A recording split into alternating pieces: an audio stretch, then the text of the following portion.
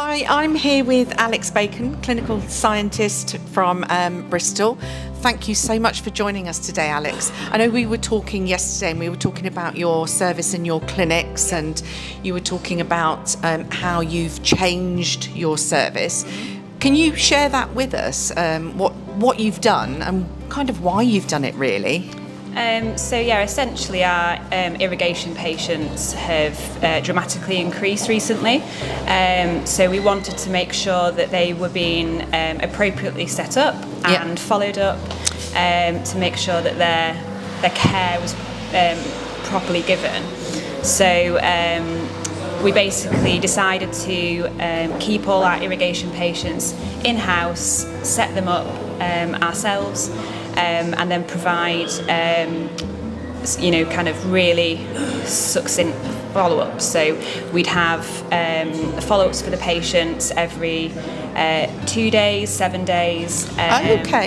4 weeks, 6 weeks. Fantastic. They'd also have access to our email address and phone number, so if they needed us at any point in between those follow-ups, they could contact us. So I think that just really helps patients feel that they're supported. And if they've got any questions, they can ask us at any point, so they're more likely to stick with their irrigation and more likely to continue because you solve those problems early. You do, and I totally agree with you. The Working UK Party that did the decision guide actually said that first month is crucial to follow up. I know we were talking yesterday about how you used low volume, but you didn't necessarily. You used high volume, but in a very different way. Can you just explain how you used to do that? Yeah. So for the low volume patients, we used to just set them up in clinic. If we were seeing them for their physiology, we would just give them the low volume there and then. Whereas for the high volume, because we didn't have that capacity at the time, we'd have to get them to go and see people in the community for the high volume. Right. So they were having to see another healthcare professional, re-explain everything. Right. It's someone else being involved in their care. And then the follow-ups weren't quite there. We weren't getting the feedback that we needed. How were they getting on?